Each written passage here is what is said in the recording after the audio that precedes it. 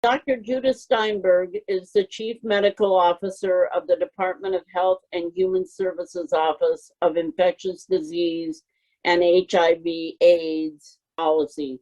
This office, which is part of the Office of the Assistant Secretary for Health, coordinates the ending the HIV epidemic, a Plan for America initiative, and the development and implementation of our national strategic plans for HIV, viral hepatitis, sexually transmitted infections, and vaccines.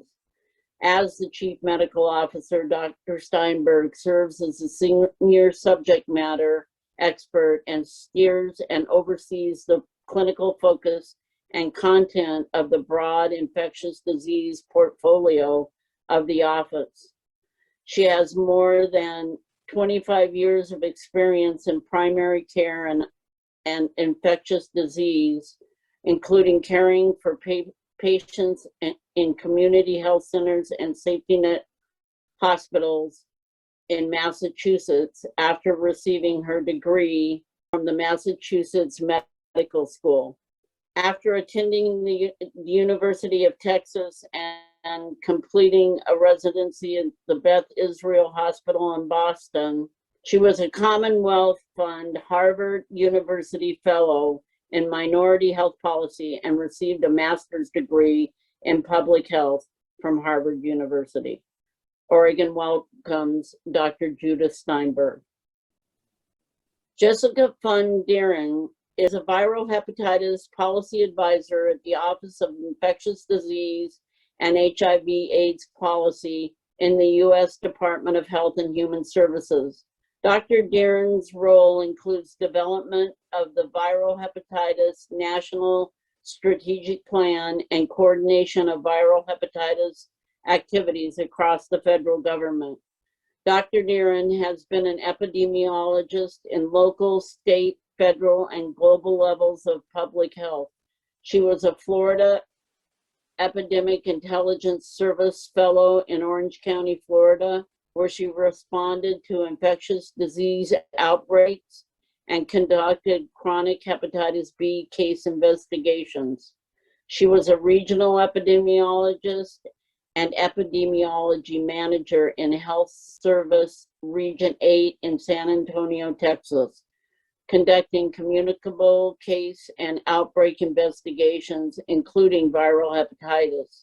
She worked in sub-Saharan Africa, conducting typhoid fever surveillance to understand the disease burden with the International Vaccine Institute and analyzed global infectious disease trends with the Department of Defense. She also evaluated factors associated with hepatitis B, birth dose uptake, and vaccination completion in the military health system. Her favorite thing to do nowadays is to go on walks with her 1-year-old. Hello, everyone. Thank you for inviting us to join you and present the recently released Viral Hepatitis National Strategic Plan. This plan provides a roadmap for our nation to eliminate viral hepatitis as a public health threat. It's very much aligned with the work that you're doing in Oregon to address viral hepatitis, including the syndemic approach that you're taking. Eliminating viral hepatitis will take the work of states, tribes, territories, communities, stakeholders, as well as the federal government. And Oregon is truly a leader in this effort. Next slide. The development of the plan was coordinated by the Office of Infectious Disease and HIV/AIDS Policy, or OIDP for short. And this office sits in the Office of the Assistant Secretary for Health. I'm the Chief Medical Officer in OIDP, and I'm presenting with my colleague, Dr. Jessica Dieren, who's an epidemiologist in our office. Next slide. The Viral Hepatitis National Strategic Plan is a roadmap to elimination spanning 2021 through 2025, and it was released in January 2021. And here you have the links to the plan and web pages that provide more information about the plan. Next slide. Here's a quick overview of the plan. It's Its aim is to eliminate viral hepatitis as a public health threat by 2030. It's a 5-year plan, but it has indicator targets that go out to 2030, since it will take more than 5 years to achieve this aim. OIDP coordinated the development of this plan, working with the Federal Steering Committee. We also provided multiple opportunities for external stakeholders and the public to provide input. The plan recognizes the importance of addressing stigma, discrimination, and social determinants of health in order to achieve elimination, and we include objectives and strategies to address these issues. And similar to Oregon, the plan takes a syndemic approach. It recognizes the intersections and synergies across the epidemics of viral hepatitis, HIV, sexually transmitted infections, and the opioid substance use epidemic. It also recognizes the contribution of mental health and, as I said, social determinants of health to the viral hepatitis epidemic. So the plan calls for an integrated approach to prevention, screening, care, and treatment across all components of the syndemic.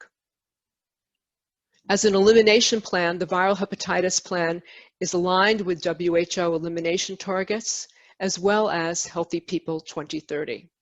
Next slide. So OIDP convened a federal steering committee to develop this plan, and here you see the federal departments and agencies in Health and Human Services that participated in this steering committee. I really want to emphasize that this was a cross-departmental steering committee, not solely a Health and Human Services committee. And that's because we understood the need for a more comprehensive and coordinated approach to address social determinants of health and structural factors in order to achieve our aim. We had significant input from stakeholders and the public through 18 listening sessions and 2 requests for information, one at the outset of the plan and the other at the near final stages of the near final draft of the plan. Next slide.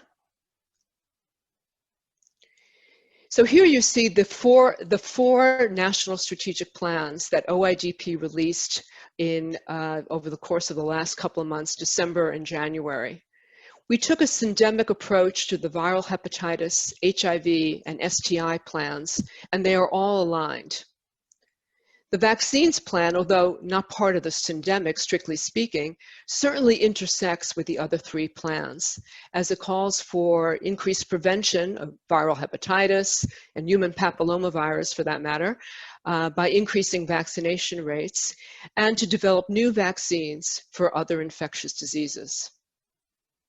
Next slide.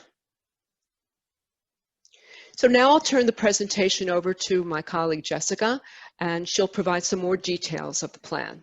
Jessica? Thanks, Judy.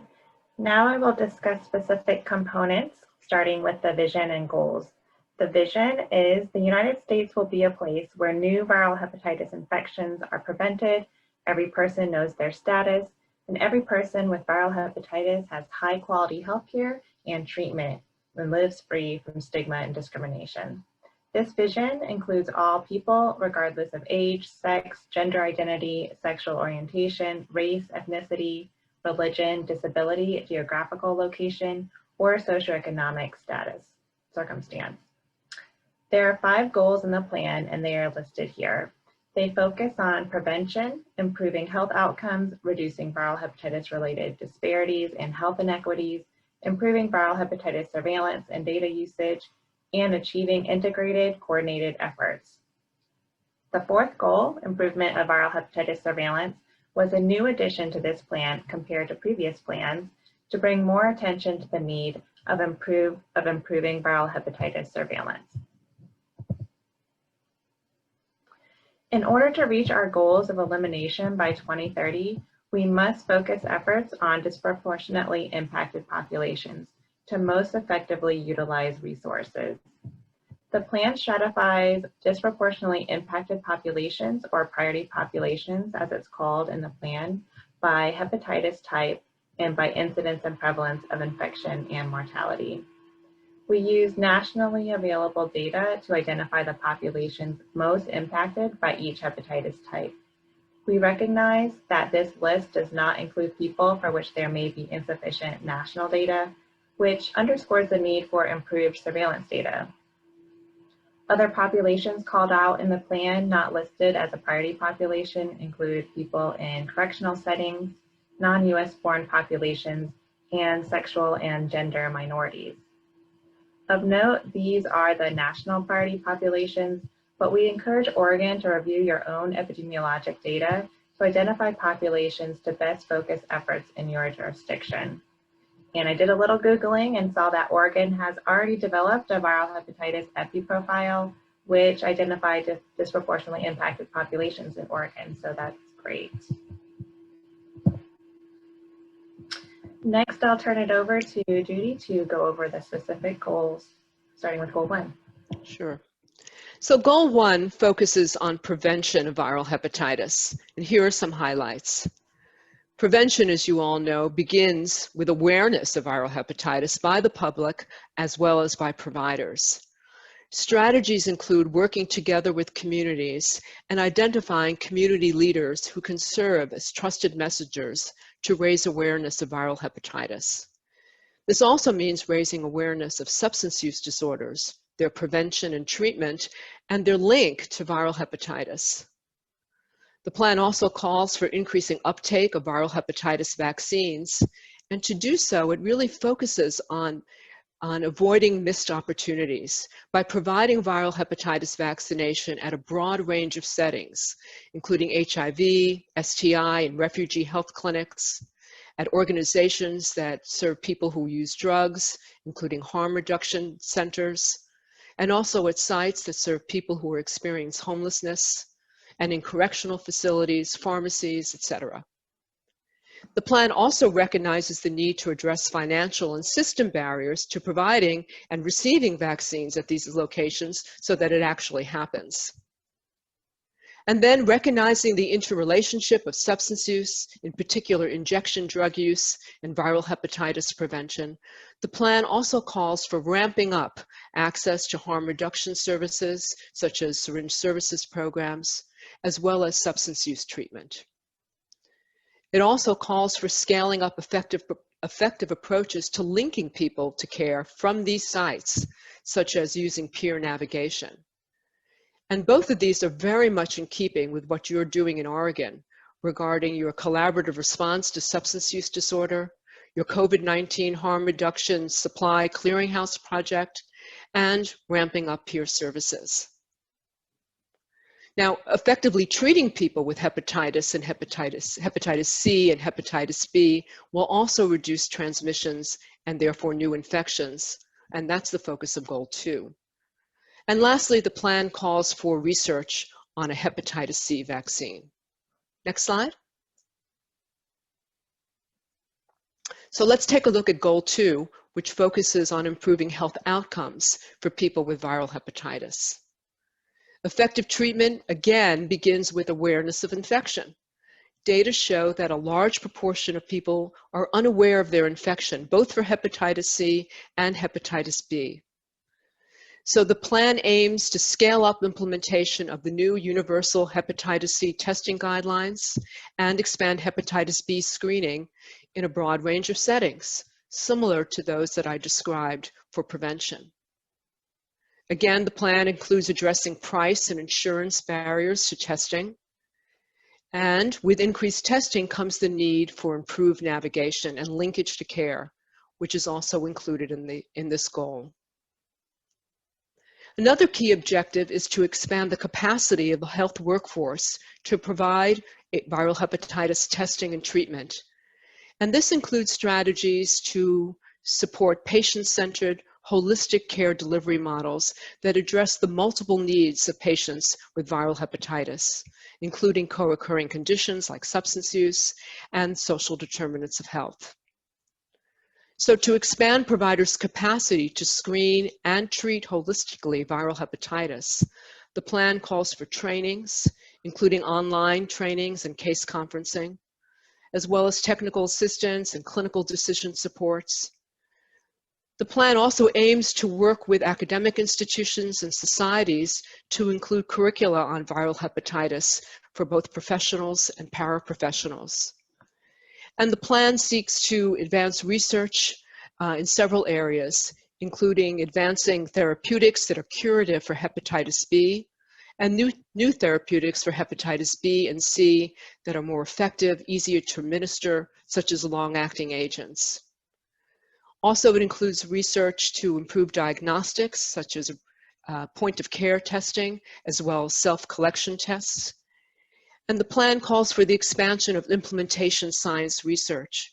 For example, scaling up innovative approaches to engage people in care or to re-engage people who've been lost to care, such as data collaborations, data to care collaborations with patient navigation. So now I'll turn the presentation back over to Jessica to review the other goals. Jessica? Thanks. So goal 3 of the plan is to reduce viral hepatitis-related disparities and health inequities. The strategies within this goal can be tailored to focus on the priority populations specific to Oregon. Some key strategies are to reduce stigma and discrimination and reduce disparities along the cascade or continuum of care by engaging community leaders to share information about viral hepatitis in community settings. For example, we need to utilize people with lived experience to share personal stories to destigmatize viral hepatitis and to help implement interventions to meet the needs of the community. We can also educate partners about federal protections against viral hepatitis-related discriminatory policies. For example, our office released a letter last fall to educate health professional schools about laws that prohibit discrimination on the basis of disability, which includes people living with hepatitis B and hepatitis C. Another key strategy is to expand culturally competent and linguistically appropriate viral hepatitis services by training health professionals, supporting community leaders such as yourselves, and people with lived experience in disseminating materials, and fostering collaboration between community organizations and academic researchers to scale up effective implementation strategies. And importantly, we must address social determinants of health. In order to reduce viral hepatitis disparities, we must focus on factors that contribute to health inequity, such as poverty, inadequate housing and transportation, food insecurity, medical mistrust, access to care, access to mental health care, and language and cultural barriers. As mentioned earlier, Goal 4 was added to the strategic plan to bring attention to the need for improved viral hepatitis surveillance and use of data. These are some of the high-level objectives of the goal. One is to establish national capacity to conduct public health viral hepatitis surveillance through coordination of data reporting across healthcare facilities, laboratories, and public health departments. More states can make chronic hepatitis B and chronic hepatitis C and perinatal hepatitis C a reportable condition, which I know Oregon already does. But since chronic viral hepatitis is often not investigated, we can still make improvements in the quality and completeness of data reporting through improving sharing and use of clinical viral hepatitis data. Clinical and laboratory data reported to the health department can include risk factors, race, ethnicity, country of birth, and pregnancy status. And these data elements will also help provide data to identify the disproportionately impacted populations. So to improve the health exchange between public health and medical providers, as indicated in the image, we can use interoperable health information technology, develop standardized data collection strategies, and standards-based data elements. Clinical EHR data can also be utilized to monitor the hepatitis B continuum of care and hepatitis C care cascade. Health systems can monitor these cascades to help identify gaps and areas for improvement in testing, linkage to care, and treatment. Finally, it is important that we disseminate best practices for data collection, analysis, and use of data so that we can learn from each other and utilize scarce viral hepatitis resources effectively. Goal 5 is to achieve integrated, coordinated efforts. We emphasize a whole of society approach throughout the plan, focusing on establishing and scaling up integration of policies and programs, addressing the syndemic of viral hepatitis, HIV, STIs, and substance use disorders, including integration of resources. We also encourage scaling up prevention, testing, linkage to care, and viral hepatitis treatment in all care settings that address this endemic. For example, increasing hepatitis vaccination and testing in SSPs or SUD treatment programs.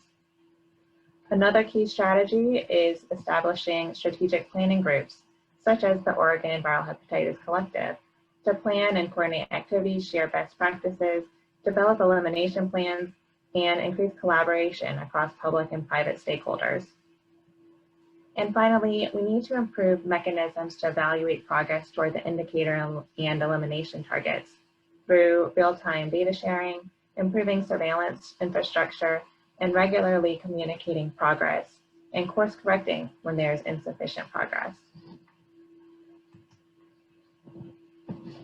Next, I would like to provide a high-level overview of the national indicators.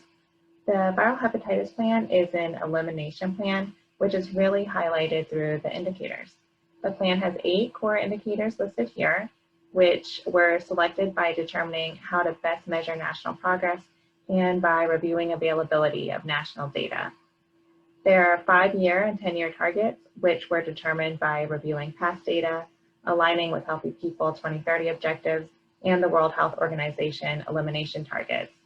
And WHO defines elimination by a 90% reduction in incidence and a 65% reduction in mortality for hepatitis B and hepatitis C, which is reflected in our 10-year targets so that the United States aligns with the WHO targets to reach elimination by 2030. 5 of the core indicators also have disparity indicators, so we can measure progress in addressing viral hepatitis health disparities. And then at the national level, progress will be reviewed annually to identify any areas for improvement and to make any course corrections on our path to elimination. Next, I'll turn it back over to Judy to review what comes next. Okay, so what's next? Although the viral hepatitis plan was released by the federal government, as Jessica mentioned, it is truly a whole of society plan. The plan is intended to serve as a roadmap for federal and other stakeholders to guide development of policies, initiatives, and actions. And it's a roadmap toward our shared goal of eliminating viral hepatitis as a public health threat in our nation. So to be successful, the viral hepatitis plan assumes the active participation of all of the stakeholders that you see here: health departments and health care providers, health plans, schools and other academic institutions, community and faith-based organizations, scientists, researchers, the public, and more. The plan is flexible. Stakeholders should focus on the activities that resonate with the populations that they serve and the services that they provide, or their research focus. The next step at the federal level is the development of a federal implementation plan. And this implementation plan will consist of the activities and programs that the federal agency partners commit to in order to achieve the goals, objectives, and strategies of the plan. Having an implementation plan is a way to ensure accountability as well as to facilitate collaboration. We can also identify gaps, such as strategies that are not being addressed by the implementation plan, and then make some corrections and better position ourselves for success. A federal implementation working group will be convened and will meet regularly to review and monitor progress, and again, identify areas for course correction based on the data, as well as identify areas for further collaboration. So in summary, the viral hepatitis plan focuses on the why and the what, and the implementation plan focuses on the how. And as you know, the how matters. So just a moment, just a word on COVID-19. How does COVID-19, the pandemic, play into all of this? It's obviously been a very difficult and challenging time for our nation. And throughout the process of developing the Viral Hepatitis National Strategic Plan, and now as we move forward in implementation, it's really important to recognize the impacts of the COVID-19 pandemic, just as you've been doing in Oregon and addressing those impacts. The pandemic, as you know, caused a disruption of viral hepatitis services, as well as services for the other components of this endemic, due to social distancing, redeployment of staff, and closed or reduced hours for clinics and services. And the pandemic has heightened disparities and has had social and economic impacts on people, which may have really long-lasting effects. But the pandemic has also resulted in advances and innovations in approaches to prevention and treatment and care, including telehealth, self-testing at non-clinical sites, multi-month prescription refills, partnering with pharmacies, the use of mobile vans, etc. Oregon's peer services and tele-HCV projects are great examples of these innovations. So we're looking to scale up innovative and effective approaches that reach people where they are. Well, so as we move forward with our next steps in implementation and monitoring progress, we'll continue to recognize these impacts from COVID-19 and make adjustments accordingly. Next slide. So I'd like to close with some key highlights of the plan as takeaways. The plan aims to eliminate viral hepatitis as a public health threat by 2030. As you heard from Jessica, it includes a new goal to improve viral hepatitis surveillance, that's data collection, reporting, and data sharing. The plan was developed with the active participation of partners, stakeholders, and the public, and it focuses on a no wrong door approach. That is, meeting people where they are by providing services wherever they touch the healthcare system and in the community. And also by providing comprehensive, coordinated, and integrated services, taking that syndemic approach. The plan includes strategies to advance research on hepatitis B cure and hepatitis C vaccine, as well as other research strategies. And you've heard of the plan's focus on disproportionately impacted populations and a goal to eliminate inequities. For prevention, the plan includes goals and strategies to increase hepatitis A and hepatitis B vaccinations. And it includes strategies as well as objectives to address financial and system barriers to improve access and to enhance health equity. And lastly, and importantly, we're holding ourselves accountable to the implementation of the plan and the achievement of its goals. Next slide. So we'd like to share some resources on the viral hepatitis plan, again, the link to the plan, and also a communications toolkit so that you can disseminate the plan to your network, stakeholders, and others. And with that, thank you, and we can move on to the next section of the presentation.